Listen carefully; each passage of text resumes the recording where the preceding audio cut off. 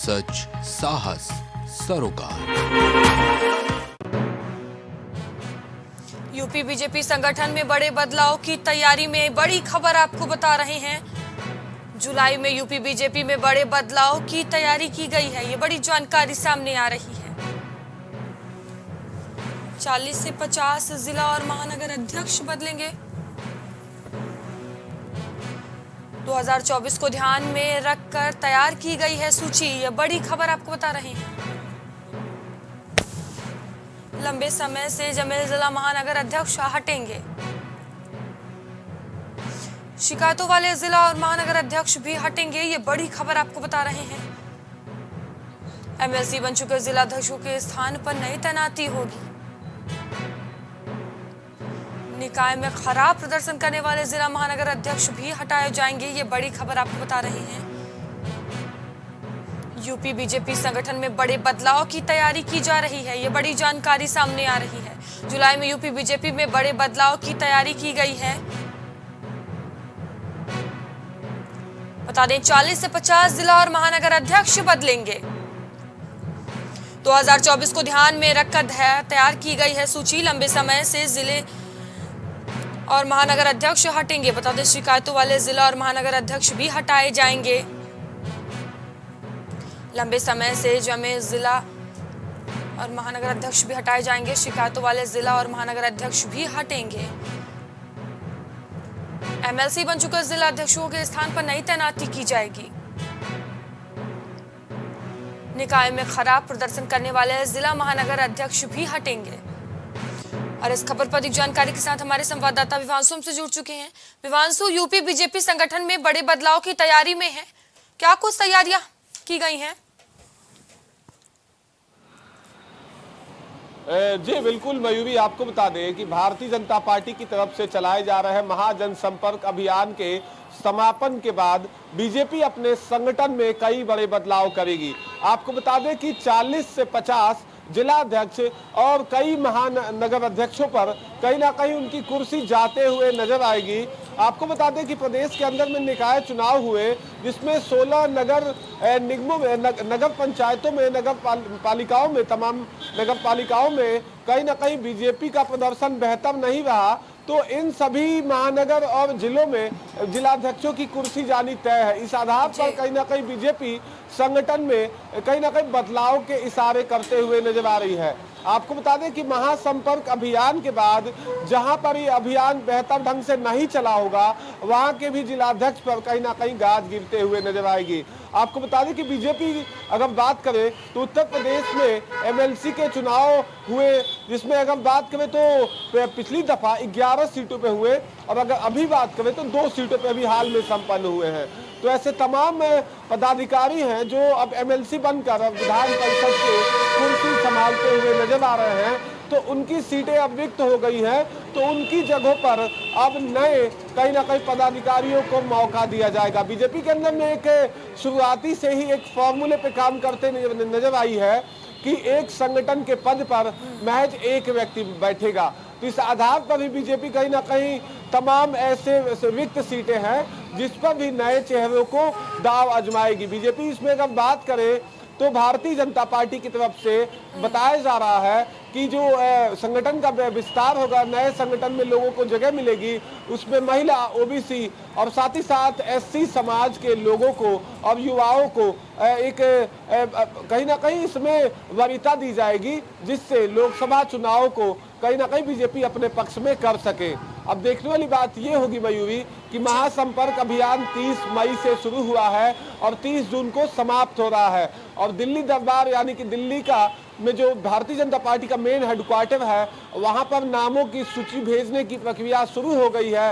और आने वाले दिनों में कहीं ना कहीं संगठन में नए नामों का ऐलान बीजेपी करेगी। जी विवांशु, 2024 के चुनाव से पहले इस तरह से संगठन में बदलाव, भारतीय जनता पार्टी को इससे कितना फायदा हो सकता है आगामी चुनाव में?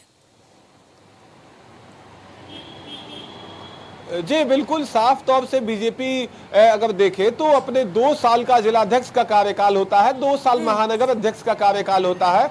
इस आधार पर जिनके समय सीमा समाप्त हो गई है या जो निष्क्रिय तौर पर काम करते हुए बीजेपी के सर्वे में काम आए हैं, ऐसे करने के पदाधिकारियों पर गाज गिरेगी। साफ तौर से बीजेपी लोकसभा चुनाव में किसी तरह की ढिलाई बरतना नहीं चाहती है संगठन की दृष्टि से।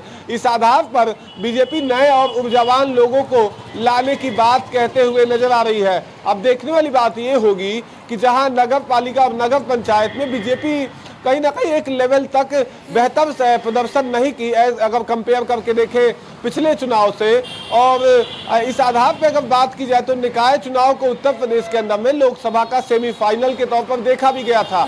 इस आधार पर जिन नगर पंचायतों में, नगर पालिकाओं में बीजेपी जहां सीट रहते हुए हारी है, वहां के जिलाध्यक्षों को कहीं ना कहीं गाज गिरते हुए नजर आएगी। और निश्चित तौर से बीजेपी का दावा है कि अपने संगठन में बदलाव करके और जो रिक्त पद है उस पर नए लोगों को लाकर हम 2024 की जो रणभूमि है उसमें पूरी तरह से उतरते हुए नजर आएंगे मजबूती के साथ। जी धन्यवाद विवांशु हमसे जुड़ने के लिए, तमाम जानकारियों के लिए। चुनावों में लगातार मिल रही हार से अखिलेश यादव ने सबक लिया है, ये बड़ी खबर आपको बता रहे हैं। सपा अध्यक्ष अखिलेश यादव ने कार्यकर्ताओं को निर्देश दिए हैं। अखिलेश ने निर्देश दिए कि पार्टी में आपसी गुटबंदी नहीं चलेगी, ये बड़ी जानकारी आपको दे रहे हैं। अखिलेश यादव ने सभी कार्यकर्ताओं को सख्त निर्देश दिए हैं। लोकसभा चुनाव के लिए कार्यकर्ता अभी से जुट जाएं, अखिलेश यादव ने कहा है। कार्यकर्ताओं को एक साथ ईमानदारी से काम करने के निर्देश दिए गए हैं। लोकसभा चुनाव में नहीं होनी चाहिए कोई भी चूक, अखिलेश यादव ने कहा है। चुनावों में लगातार मिल रही हार से अखिलेश ने सबक लिया है, ये बड़ी खबर आपको लखनऊ से बता रहे हैं। सपा अध्यक्ष अखिलेश यादव ने कार्यकर्ताओं को निर्देश दिए हैं। अखिलेश ने निर्देश दिए कि पार्टी में आपसी गुटबंदी नहीं चलेगी। साथ ही अखिलेश ने कहा कि सभी को कार्यकर्ताओं को सख्त निर्देश दिए हैं, ये बड़ी खबर आपको बता रहे हैं। लोकसभा चुनाव के लिए कार्यकर्ता अभी से जुट जाएं, अखिलेश यादव ने कहा है। कार्यकर्ताओं को एक साथ ईमानदारी से काम करने के निर्देश दिए हैं। लोकसभा चुनाव में नहीं होनी चाहिए कोई भी चूक, अखिलेश यादव ने कहा है। इस खबर पर हमारे संवाददाता विवांशु हमसे जुड़ चुके हैं। विवांशु, चुनावों में लगातार मिल रही हार से अखिलेश यादव ने सीख ले लिया है। सपा अध्यक्ष अखिलेश यादव ने कार्यकर्ताओं को सख्त निर्देश दे दिए हैं, क्या कुछ निर्देश दिया गया है अखिलेश यादव के द्वारा? जी बिल्कुल, आपको बता दें कि समाजवादी पार्टी लोकसभा चुनाव के मद्देनजर रखते हुए संगठन को लेकर लगातार बैठक कर रही है और दिशा निर्देश जारी कर रही है। उसी क्रम में आपको बता दें कि अगर देखा जाए तो 2017 के विधानसभा चुनाव से समाजवादी पार्टी का ग्राफ लगातार कहीं ना कहीं एवरेज रहा है, मगर सत्ता से दूरी बनते हुए नजर आई है, जिसको लेकर अब अखिलेश यादव समाजवादी पार्टी के राष्ट्रीय अध्यक्ष अलर्ट हो चुके हैं और अपने कार्यकर्ताओं को हर दिन अगर बात की जाए तो जो एसी रूम में बैठकर राजनीति करने का विपक्षी आरोप लगाते थे अखिलेश यादव पर, उस पर कहीं ना कहीं अब प्रश्न चिन्ह लगता हुआ नजर आ रहा है। क्योंकि अभी अगर बात की जाए तो नैमिष के अंदर में कार्यकर्ता प्रशिक्षण शिविर का आयोजन किया गया, जिसके बाद समाजवादी पार्टी प्रदेश भर के अंदर में जन जागरण यात्रा कर रही है। उसी क्रम में लगातार बैठकों का दौर जारी है सपा दफ्तर पर और प्रदेश भर से कार्यकर्ता अपने राष्ट्रीय अध्यक्ष से कहीं ना कहीं निर्देश लेते हुए नजर आ रहे हैं। अगर बात की जाए तो सपा अध्यक्ष की तरफ से अब निर्देश जारी किया गया है कि समाजवादी पार्टी के जो तमाम कार्यकर्ता हैं, पदाधिकारी हैं, वो एकजुटता के साथ लोकसभा चुनाव में लग जाए और पार्टी को बेहतर परिणाम तक ले जाकर पहुंचाएं। इस निर्देश के साथ अखिलेश यादव की तरफ से ये भी कहा गया है कि जिलों में जो पार्टी के कार्यकर्ता और पदाधिकारियों के बीच में जो गुटबंदी है उसको खत्म किया जाए। खास तौर से पूर्वांचल के अंदर में अगर देखें तो गोरखपुर हो या कुशीनगर या बनारस या गाजीपुर, इन तमाम जगहों पर समाजवादी पार्टी के खेमे नजर आते हैं और आजमगढ़ के अंदर जहां से अखिलेश यादव सांसद रहे हैं वहां पे भी ये कहीं ना कहीं लोकसभा चुनाव के बाय इलेक्शन लोकसभा में देखने को मिला, साथ ही निकाय चुनाव में भी देखने को मिला। तो इसको देखते हुए अभी अखिलेश यादव कार्यकर्ताओं को साफ तौर से निर्देश देते हुए नजर आ रहे हैं कि लोकसभा चुनाव तक सभी कार्यकर्ता कंधे से कंधा मिलाकर और 24 की तैयारियों में जुट जाए। जी विवांशु, जहां एक तरफ भारतीय जनता पार्टी लगातार अभियान चला रही है, जानकारी भी सामने संगठन में बदलाव भी करने जा रही है, वहीं अखिलेश यादव वो इस तरह कार्यकर्ताओं को दिशा निर्देश दे रहे हैं, तो टक्कर बड़ी दिलचस्प मानी जा रही है। जी बिल्कुल, अगर बात की जाए मयूरी, तो लोकसभा चुनाव में अगर हाल फिलहाल की देखें तो सपा जिस हिसाब से एक्टिव हुई है उससे साफ तौर से एक नेक टू नेक परफॉर्मेंस देखने को मिल सकता है, यानी कि आमना सामना देखने को मिल सकता है। अगर बात करें तो बीते दिन आपने देखा कि समाजवादी पार्टी अपने अभियान के माध्यम से कहीं ना कहीं प्रदेश की और केंद्र सरकार की नीतियों को लेकर इस बात पे जानकारी देते हुए नजर आए कि प्रदेश के अलग अलग कोने में जाएंगे और सीतापुर लखीमपुर के बाद अब हरदोई में अखिलेश यादव अपनी जन जागरण यात्रा को लेकर कहीं ना कहीं पहुंचेंगे। साफ तौर से अगर देखा जाए तो अखिलेश यादव महज 2 मुद्दों को लेकर काफी जटिलता से बात करते हुए नजर आ रहे हैं। अगर बात की जाए तो सामाजिक न्याय और जाति जनगणना, इन 2 तमाम मुद्दों को लेकर कहीं ना कहीं सपा प्रदेश भर में भ्रमण करेगी, अब आम जनमानस को इसको लेकर जगाते हुए बात करेगी, उनसे बात करेगी। तो अब देखने वाली बात यह होगी कि सपा का फॉर्मूला 2024 लोकसभा चुनाव का कितना कामयाब होता है, नतीजों के बाद साफ होगा। मगर तीसरा मोर्चा और साथ ही साथ यूपीए में जाने की जो एक बात कही जा रही है तमाम विपक्षी दलों की, वो आने वाले 23 जून को बिहार के अंदर में तमाम विपक्षी दल जब एक मंच पे मौजूद होंगे तो कहीं ना कहीं विपक्षी एकता की एक तस्वीर देखने को मिलेगी। जी धन्यवाद विवांशु, से जुड़ने के लिए, तमाम जानकारियों के लिए। जाति जनगणना के मुद्दे को धार देने में कांग्रेस जुटी हुई है, ये बड़ी खबर आपको लखनऊ से बता रहे हैं। आरक्षण में 50% की लिमिट को समाप्त करने की मांग की गई है, बड़ी खबर आपको बता रहे हैं। पिछड़ों को उनकी आबादी के अनुपात में मिले आरक्षण, कांग्रेस ने कहा है आरक्षण के लाभ के लिए जाति जनगणना जरूरी, कांग्रेस ने कहा है। कांग्रेस ने जाति जनगणना के लिए सम्मेलन शुरू किया है, ये बड़ी जानकारी आपको दे रहे हैं। जुलाई तक सभी मंडल के बाद जिलों में सम्मेलन होंगे। मथुरा से होगी जाति जनगणना, ओबीसी आरक्षण बढ़ाओ सम्मेलन की शुरुआत, ये बड़ी खबर आपको बता रहे हैं। कांग्रेस की मंशा ओबीसी वोटरों को अपने पाले में जोड़ने की है। जाति जनगणना के मुद्दे को धार देने में जुटी हुई है कांग्रेस, ये बड़ी खबर आपको लखनऊ से बता रहे हैं। बता दें आरक्षण में 50% की लिमिट को समाप्त करने की मांग की गई है। पिछड़ों को उनकी आबादी के अनुपात में मिले आरक्षण, कांग्रेस ने कहा है। कांग्रेस ने कहा आरक्षण के लाभ के लिए जाति जनगणना जरूरी है। कांग्रेस ने जाति जनगणना के लिए सम्मेलन शुरू किया है, यह बड़ी खबर आपको बता रहे हैं। जुलाई तक सभी मंडल के बाद जिलों में सम्मेलन होंगे। और इस खबर पर अधिक जानकारी के साथ हमारे संवाददाता विवेक हमसे जुड़ चुके हैं। विवेक, जाति जनगणना के मुद्दे को धार देने में कांग्रेस लगी हुई है, जाति जनगणना के लिए सम्मेलन भी करने जा रही है, क्या कुछ जानकारी? देखिए, अगर बात की जाए तो देश में जाति जनगणना की मांग सबसे पहले बिहार से शुरू हुई थी, जब नीतीश कुमार एनडीए से अलग हुए थे और कुछ फार्मूले ऐसे थे जिसपे भारतीय जनता पार्टी और नीतीश कुमार की पड़ती नहीं दिख रही थी। उस समय नीतीश कुमार जाति जनगणना की मांग को लेकर बिहार में पूरी तरीके से सक्रिय थे।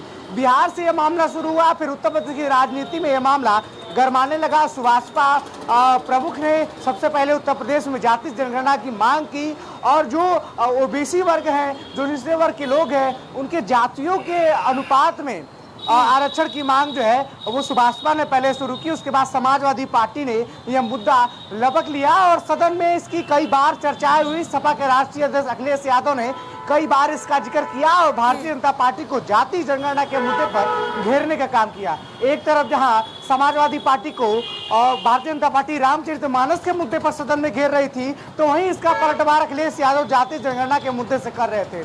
हालांकि जैसे ही निकाय चुनाव का समय आया, कांग्रेस ने भी इस मुद्दे को लपका और यूपी कांग्रेस लगातार जाति जनगणना की मांग उत्तर प्रदेश में कर रही है। और देख रहे हैं जिस तरीके से देखा जा रहा है कि कांग्रेस लगातार इस मांग पे बनी हुई है, तमाम तरह के सम्मेलन कराने की बात कर रही है, 50% की लिमिट को हटाने की बात कर रही है, तो इससे अखिलेश यादव की टेंशन थोड़ी सी बढ़ने वाली है, क्योंकि जिस मुद्दे को लपक कर वो अपने ऊपर रामचरितमानस वाले मुद्दे से डिफेंड कर रहे थे, भारतीय जनता पार्टी पर अटैक कर रहे थे और सभी सहयोगी दलों, क्षेत्रीय दलों का साथ जातीय जनगणना पे ले रहे थे।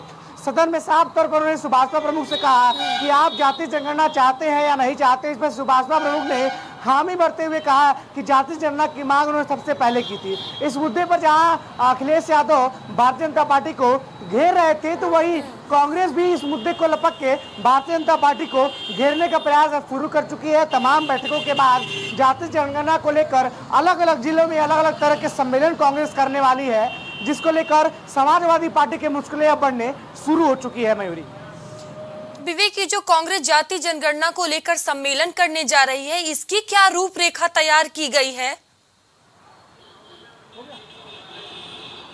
देखिए, अगर बात की जाए तो कल उत्तर प्रदेश कांग्रेस मुख्यालय पर शिक्षक महासंघ की एक बैठक हुई है और आम चुनाव को देखते हुए हर एक पार्टी में बैठकों का दौर जारी है। कांग्रेस भी इससे पीछे नहीं है। अपने सभी कार्यकर्ताओं को अपने इस फॉर्मूले को दिशा निर्देश दे के, गाइडलाइन दे के वो अलग अलग समय में अलग अलग जिलों में सम्मेलन करने वाली है। तमाम बड़े ओबीसी नेताओं को कांग्रेस अपने साथ जोड़ रही है और जो ओबीसी और निचले वर्ग के नेता उसके साथ जुड़े हैं वो इस सम्मेलन को लीड करेंगे, ताकि आने वाले समय में लोकसभा चुनाव के पहले कांग्रेस एक मजबूत स्थिति में आ जाए। जाति जनगणना का एक मुद्दा ऐसा है जो सभी क्षेत्रीय दल उत्तर प्रदेश में लगातार इसकी मांग कर रहे हैं। सुभाषपा से लेके तमाम ऐसे दल है, चाहे वो समाजवादी पार्टी की बात करें, अब कांग्रेस भी मुद्दे में कूद गई है। और जिस तरीके से बहुजन समाजवादी पार्टी ने भी इस बार एक बार इसकी बात की थी कि जातीय जनगणना की बात की थी, अब सभी दल जो है सत्ता में काफी डबल इंजन सरकार को इस मुद्दे पर घेरने में तुले हुए हैं। पहले डिप्टी सीएम केशव मौर्य ने जातीय जनगणना की बात कही थी, लेकिन कहीं ना कहीं बीजेपी के जो सम्मेलन हो रहे हैं, टिफिन पे जो चर्चा हो रही है, जो महासंपर्क अभियान चलाया जा रहा है, 9 साल की उपलब्धियां जनाई जा रही है, उसमें जातीय जनगणना का मुद्दा कहीं ना कहीं दबा रह गया है। दबे ईमन से भारतीय जनता पार्टी ने जातीय जनगणना के मुद्दे को माना था, लेकिन खुलकर वो इस पे बैठक नहीं कर रही है। समाजवादी पार्टी लगातार मुखर होकर इस मुद्दे को उठा रही है और अब कांग्रेस ने भी इस मुद्दे को अपनी तरफ खींचते हुए जिस तरीके से इस मुद्दे को उठाकर लगातार कई जगहों पर वो सम्मेलन की बात कर रही है, कई लोगों को जोड़ने की बात कर रही है। और ओबीसी समाज के जो बड़े लोग हैं, जिनका समाज में अच्छा खासा प्रभाव है, कांग्रेस उनको साधते हुए डबल इंजन सरकार को घेरना चाहती है, ताकि आम चुनाव में भारतीय जनता पार्टी को ये सभी विपक्षी दल मिलके कुछ नुकसान पहुंचा सके और अधिक से अधिक सीटें जो है पिछली बार की तुलना में जीत सके। जी धन्यवाद विवेक, हमसे जुड़ने के लिए, तमाम जानकारियों के लिए। बता दें, जाति जनगणना के मुद्दे को धार देने में कांग्रेस जुटी हुई है। कांग्रेस ही नहीं, तमाम दल भी जाति जनगणना की मांग को लेकर डटे हुए हैं। बताते कि इस बार 2024 के चुनाव में जाति जनगणना के मुद्दे कहीं न कहीं हावी रहने वाले हैं। सोनभद्र से सीएम योगी आदित्यनाथ जनता को संबोधित कर रहे हैं। आइए सीधा रुक करते हैं वहां। भाइयों बहनों, अनुमान करिए, मेडिकल कॉलेज सोनभद्र में आज से 6 वर्ष पहले ये सपना था, लेकिन अब हकीकत बन चुकी है कि हमारे सोनभद्र में भी अपना एक मेडिकल कॉलेज होगा और भव्य मेडिकल कॉलेज यहां बनने जा रहा है। भाइयों बहनों, अगले सत्र में यहां पर हम प्रवेश भी करवाएंगे। सोनभद्र से मिर्जापुर, भदोही से जुड़े हुए छात्रों को अब पढ़ाई लिखाई के बाहर नहीं जाना होगा। मेडिकल की परीक्षा अगर उन्हें पढ़ाई करनी है, उस प्रकार के डॉक्टर भी होंगे, चिकित्सक भी होंगे, नर्सिंग स्टाफ भी होगा, पैरामेडिक्स भी होगा, हजारों लोगों को नौकरी भी लगेगी और नौजवानों को, हमारे नवयुवकों को यहाँ पर मेडिकल की पढ़ाई करने का एक अवसर भी प्राप्त होगा। यह भी प्रधानमंत्री मोदी जी की परिकल्पना का रूप है, जिन्होंने कहा था 1 डिस्ट्रिक्ट 1 मेडिकल कॉलेज के सपने को साकार करिए। आज उत्तर प्रदेश उस सपने को साकार कर रहा है। भाइयों बहनों, स्वास्थ्य की बेहतर सुविधा यहां लोगों को मिलेगी। आज हमने जो 417 करोड़ रुपए की परियोजनाओं का शिलान्यास और लोकार्पण किया है, इनमें से यहाँ के विद्यालयों को तकनीक के साथ जोड़ने के कार्यक्रम भी इसमें शामिल है। तकनीकी दृष्टि से सक्षम यहाँ के बेसिक शिक्षा परिषद के स्कूलों को बनाया गया है या बनाया जा रहा है। और मैं अब यहाँ के प्रशासन से कहूंगा कि डिस्ट्रिक्ट मिनरल फंड का उपयोग सुदूर क्षेत्रों में स्थापित जो प्राथमिक स्वास्थ्य केंद्र हैं, उन सभी प्राथमिक स्वास्थ्य केंद्रों के साथ साथ यहां पर जितने उद्योग लगे हैं उनके सीएसआर मद के पैसे का उपयोग भी यहां पर हेल्थ एटीएम लगाने के लिए करें और हेल्थ एटीएम को जिला चिकित्सालय के साथ या केजीएमयू और आरएमएल के साथ या एफसीपीजीआई के साथ या बीएचयू के साथ जोड़ करके सुदूर क्षेत्रों में रहने वाले हमारे जो वनवासी भाई बहन हैं, यहाँ के जनजातीय समाज से जुड़े हुए नागरिक हैं, उन लोगों को बेहतर स्वास्थ्य की सुविधा प्राप्त हो। अब एक पुख्ता व्यवस्था टेक्नोलॉजी के माध्यम से बेहतरीन स्वास्थ्य की सुविधा वहां पर उपलब्ध कराने की दिशा में हमको कदम बढ़ाने पड़ेंगे। तेजी के साथ प्रदेश के अंदर एक कार्य प्रारंभ हुआ। भाइयों बहनों, आज से 6 वर्ष पहले तक एक सपना था, क्या सोनभद्र और मिर्जापुर में भी पीने के लिए शुद्ध पेयजल मिल पाएगा? कुछ गांवों में चालू कर चुके हैं, कुछ गांवों में अगले कुछ महीनों के अंदर प्रारंभ हो जाएंगे। हर घर नल की योजना, जल जीवन मिशन के अंतर्गत हर घर नल की योजना। आरओ का पानी, जब दुकान में जाएंगे एक बोतल पानी की कीमत 20 रुपए से कम नहीं, जार लेंगे उसकी कीमत अलग है। लेकिन अब सरकार आपके घर तक आरओ का पानी पाइप से पहुंचाने का कार्य करने जा रही है। भाइयों बहनों, इसके लिए भी मैं आपको बधाई देता हूं, प्रधानमंत्री मोदी जी के प्रति आभार व्यक्त करता हूं।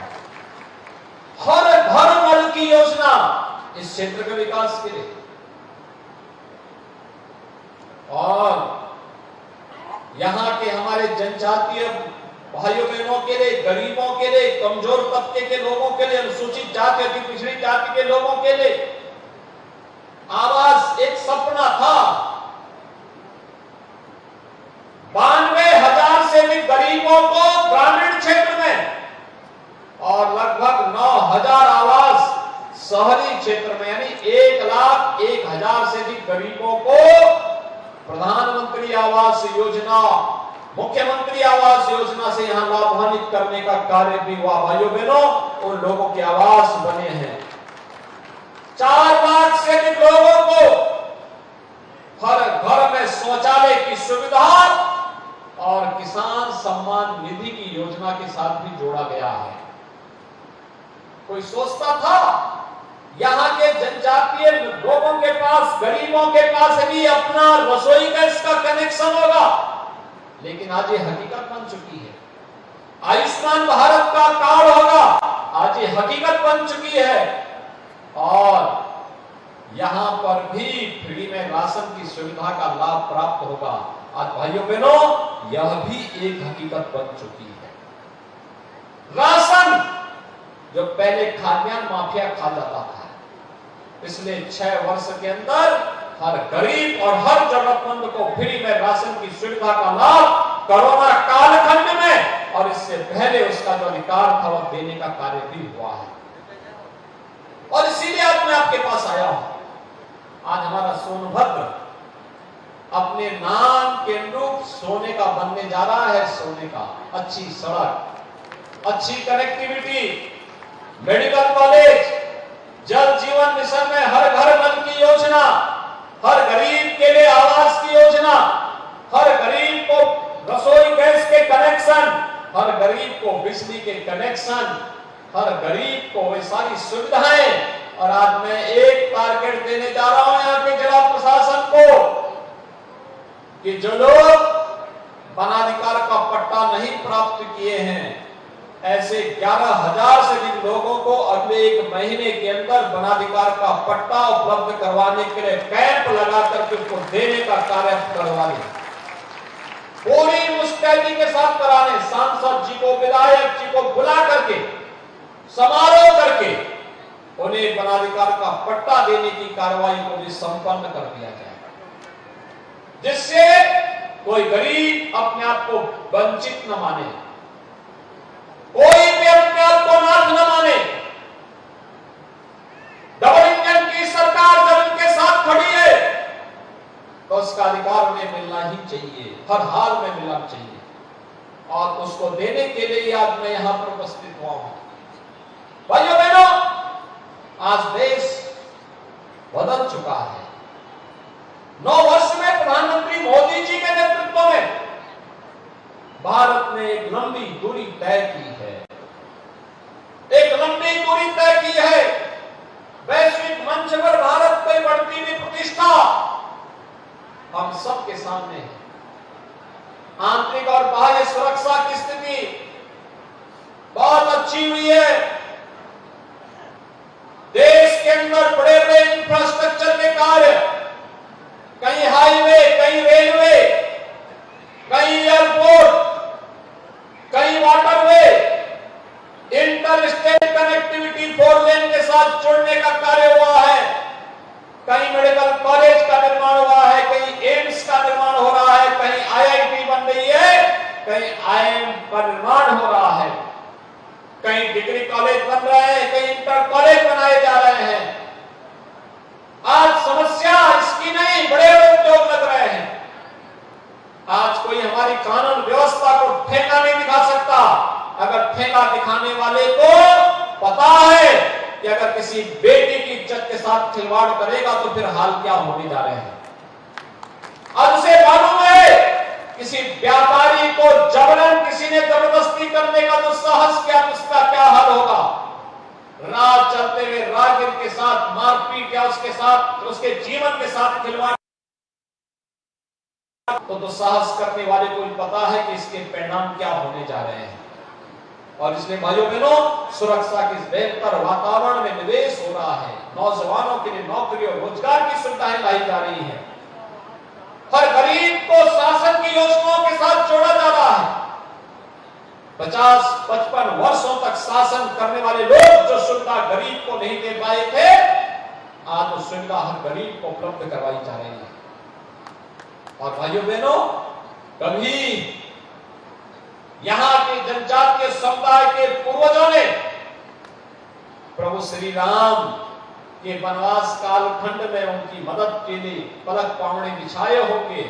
और आज आप देख रहे होंगे कांग्रेस ने, सपा ने, बसपा ने भगवान राम को टेंट के नीचे रहने के लिए मजबूर किया था। आज मोदी जी के नेतृत्व में डबल इंजन की सरकार है तो 2024 में भगवान राम अपने स्वयं के मंदिर में विराजमान होने वाले हैं। अयोध्या में भगवान राम का भव्य मंदिर का निर्माण कार्य चल रहा है। और भव्य मंदिर निर्माण के साथ भगवान जब अपने मंदिर में विराजमान होंगे तो उनका आशीर्वाद उतनी तेजी के साथ हमें प्राप्त होगा।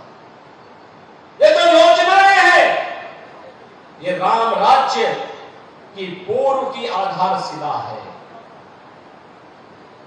राम राज्य की आधारशिला, कोई भेदभाव किसी के साथ नहीं, न जाति के नाम पर, न मत के नाम पर, न मजहब के नाम पर, न क्षेत्र और भाषा के नाम पर, किसी भी बात के नाम पर नहीं। परिवार और जाति के नाम पर राजनीति करने वाले लोगों ने समाज का दोहन किया, गरीब का शोषण किया, बहन बेटियों की इज्जत को दांव पे लगाया, खतरे में डाला, नौजवानों की रोजगार पर डकैती डालने का कार्य किया, अन्नदाता किसानों का शोषण किया।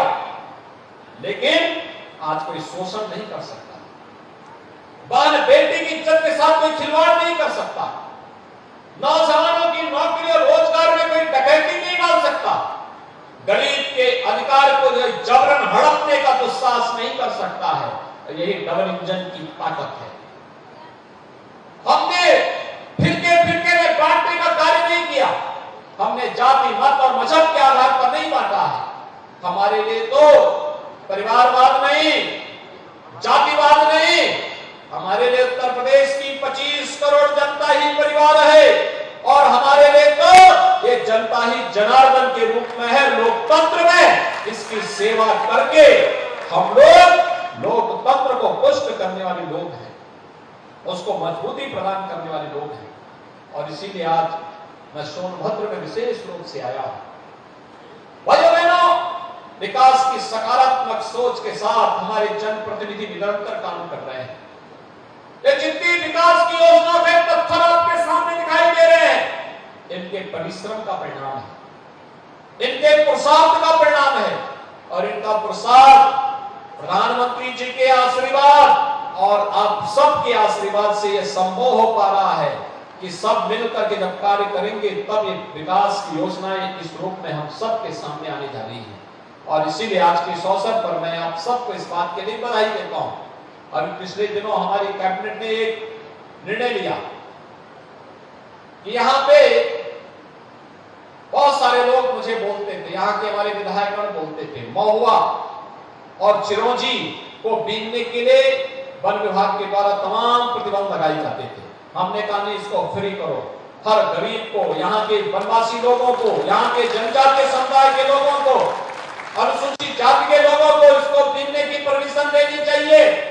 और मैं प्रशासन से कहूंगा इस बार ये प्रयास करें, बरसात के समय जब मौसम ठीक हो उस समय एरियल सर्वे करा करके यहां पर हवाई जहाज से चिरौंजी के बीज यहाँ के जंगलों में छिटक करके फिर से यहाँ आने वाले समय में लोगों के लिए रोजगार का एक मंच मिले, इस प्रकार के कार्यक्रम को हम यहाँ पर चलाने का कार्य करेंगे।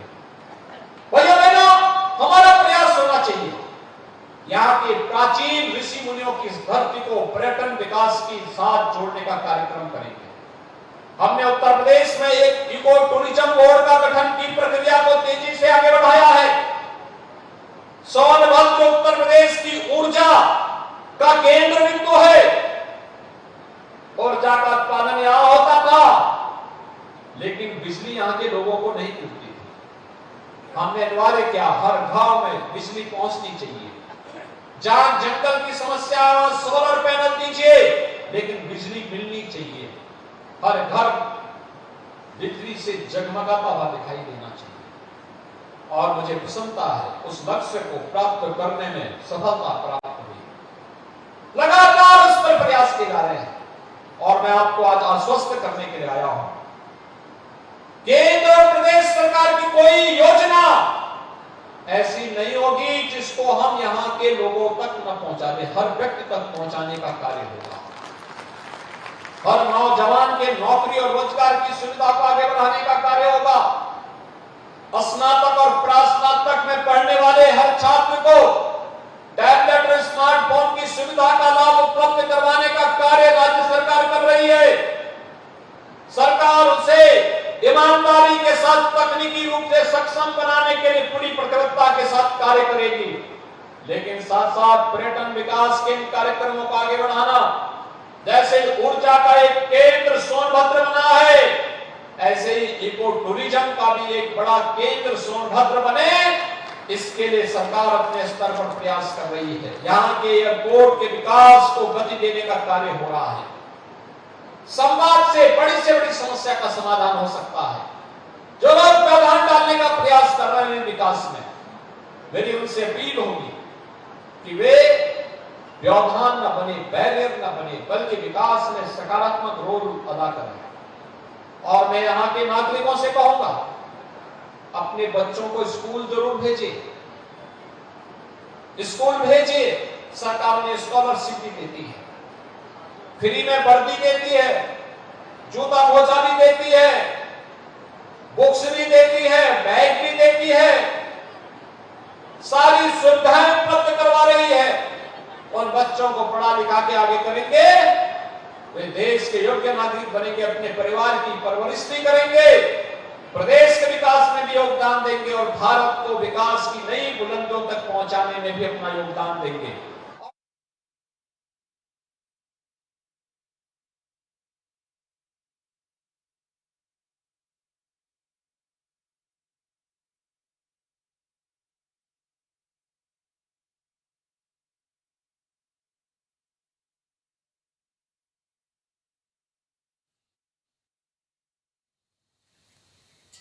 तो ये सोनभद्र से आप मुख्यमंत्री सीएम योगी आदित्यनाथ का संबोधन सुन रहे थे।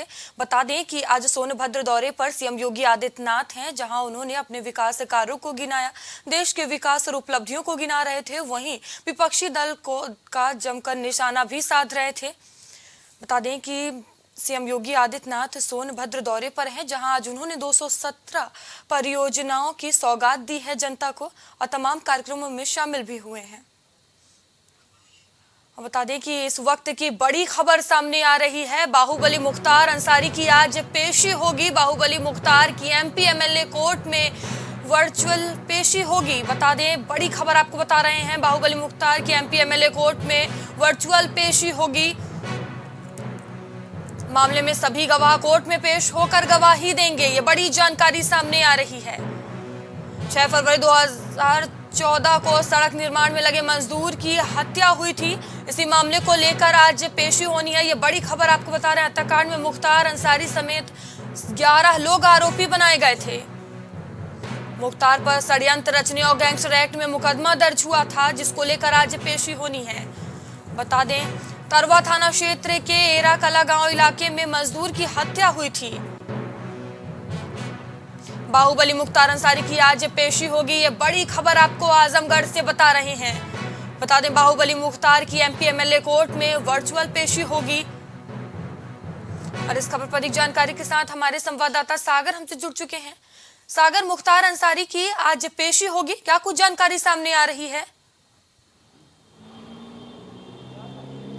जी मयूरी, बता दूं आपको कि 6 फरवरी 2014 को तरवा थाना क्षेत्र, यहाँ पर एक मजदूर था राम इकबाल, जो कि सड़क निर्माण कार्य में लगा हुआ था, तो उसकी गोली मारकर हत्या कर दी जाती है। इस पूरे मामले में मुख्तार अंसारी समेत 11 लोगों को दोषी पाया जाता है और उसके बाद मुख्तार अंसारी के खिलाफ षड्यंत्र रचना और गैंगस्टर एक्ट में मुकदमा दर्ज किया जाता है।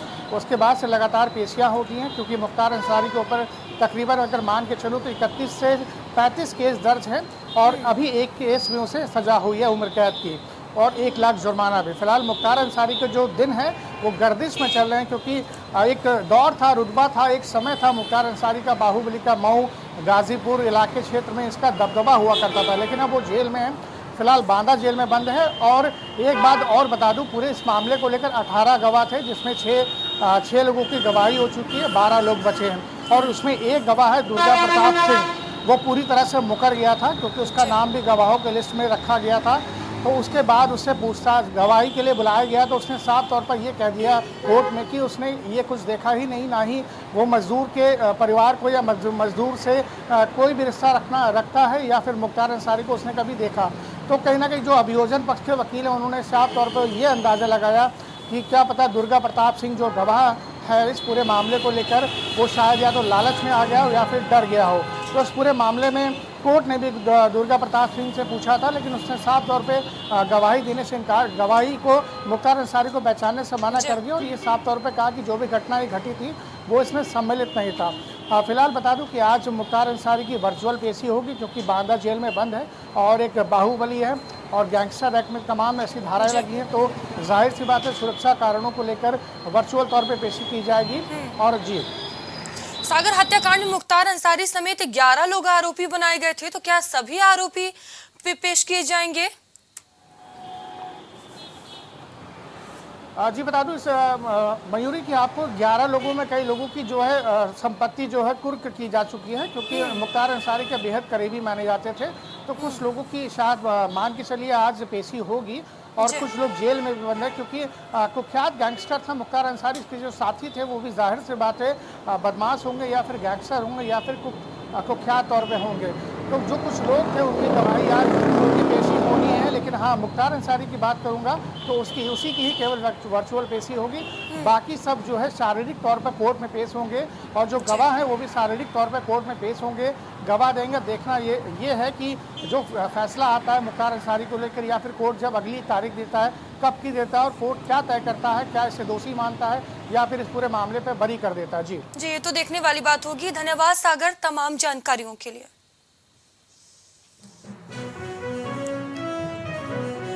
नए प्रिजन एक्ट के तहत यूपी में ओपन जेल खुलेगी। ये बड़ी खबर आपको लखनऊ से बता रहे हैं। मुख्यमंत्री ने नए प्रिजन एक्ट तैयार करने के निर्देश दिए हैं।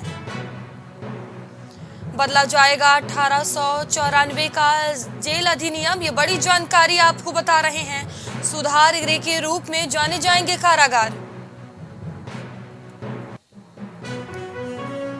नए प्रिजन एक्ट के तहत यूपी में ओपन जेल खुलेगी, ये बड़ी जानकारी आपको लखनऊ से दे रहे हैं। बता दें मुख्यमंत्री ने प्रिजन एक्ट तैयार करने के निर्देश दिए हैं। बदला जाएगा 1894 का जेल अधिनियम, सुधार गृह के रूप में जाने जाएंगे कारागार, यह बड़ी खबर आपको लखनऊ से बता रहे हैं।